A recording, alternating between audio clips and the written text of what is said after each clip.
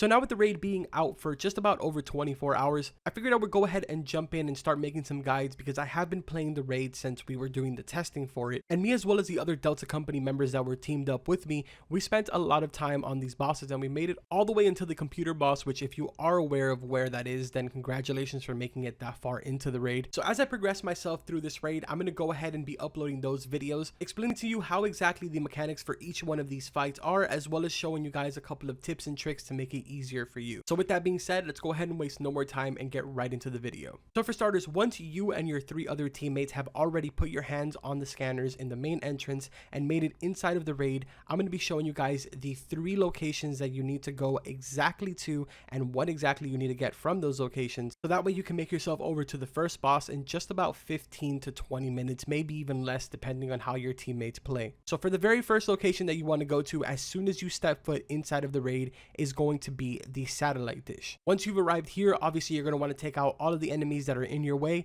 and pick up any of the intels that you see located inside of this location. You should at no point have to go into the actual satellite dish or onto the top railings above the satellite dish. The highest you have to go is to the 2nd floor, and that's about it. All of the intels will be located inside of that office. Once you've collected those intels, you're going to be told to go to the fishing house that is shown in the picture in your intel. This is going to be located on the west hand side of the map, and it's going to be in its own singular island. Go ahead and drive a boat to here, jump off, just have one person get off, and then pick up the intel from there. And from this point, you're going to want to move over to the pipeline. Once you've arrived there, all you're going to want to do is park your boat underneath, make your way to the very highest point of pipeline. You have to climb a ladder, and there's going to be a node located at the very top.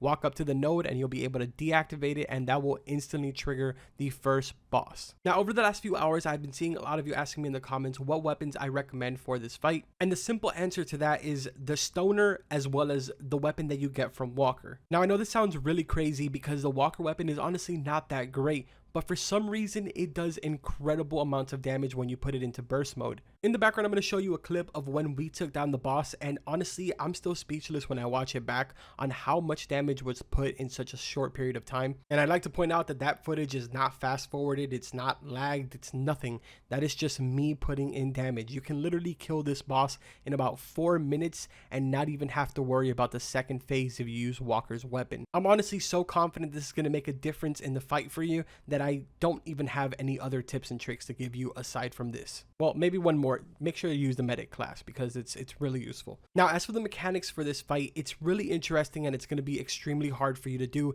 if you don't have communication with your other teammates. But the way that it works is as soon as a fight starts, one random person on your team is going to be chosen with a blue laser on them. This blue laser is going to start analyzing you, and it's going to work its way up all the way into 100%. Your goal is to get this laser all the way into 75% and then have one of your friends cross right in front of it to where it will then jump over to him and start a fresh new bar. Now, keep in mind that this laser has to jump between 3 different teammates at max in order for the original person that started it to be able to have their bar reset. For example, if you and your friend are in there and you are the only 2 that have any type of communication, you cannot bounce the laser back and forth between you and him. You will need a 3rd person in order to have that work. Bouncing it back between 2 people will just let it start off where it left off before you tethered it to another person. This is probably the most important mechanic of the entire fight, just simply because if the bar gets to 100%, you are instantly dead. There is no way of you getting out of that circle. Now, keep rinsing and repeating this method while putting damage into the rear side of the drone where it shows a blue latch. You will continue to do this until the boss gets to about 50% health, where then phase 2 of the fight is going to begin and 2 lasers are going to come into effect now. Also, keep in mind that when the fight starts, the person that has the blue laser will have aggro of the boss. So that person is in charge to make sure to keep the boss facing away from any of the other players so that way the players can stay on the rear side of the boss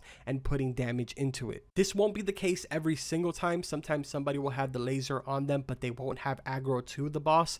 So make sure that you guys are aware of this and don't work counter with your teammates, because if not, you guys will be running circles and not doing any damage to the boss. Now back to what is going to happen during phase 2. So as soon as phase 2 starts, a purple laser is going to come up, and this laser will work the same exact way as the blue one, except that obviously you need to interchange it between all 4 players now. Assuming 2 or more players on your team are using the Walker weapon, I'm pretty sure that you won't even have to deal with phase 2 that much. But if that isn't the case, then just make sure sure that you guys are rinsing and repeating this entire method and doing it over and over again until you have killed the boss. The mechanics for this fight are actually extremely easy. Really what makes it a little bit harder is the fact that wolves do come out every now and then, and occasionally he does come to a complete stop, in which case he will start charging forward. He doesn't turn to any other side, he will just charge forward from whatever direction he's facing. Now, assuming that you do follow all of the steps that I mentioned in this video with your squad, at this point you should have successfully taken down the first boss, so congratulations. If this video does help you out, make sure to drop a like on it. I would really appreciate it, and it would help get my video out there. And of course, make sure to subscribe to the channel for all types of Breakpoint videos. I'm going to be working on the gargoyle boss right after this, so expect to have that guide up either tomorrow or the day after. I'm honestly having a lot of fun with the raid. I'm really interested to hear what you guys have to say about it, so let me know in the comments. And also, if you have any tips and tricks of yourself that you would like to share with the community,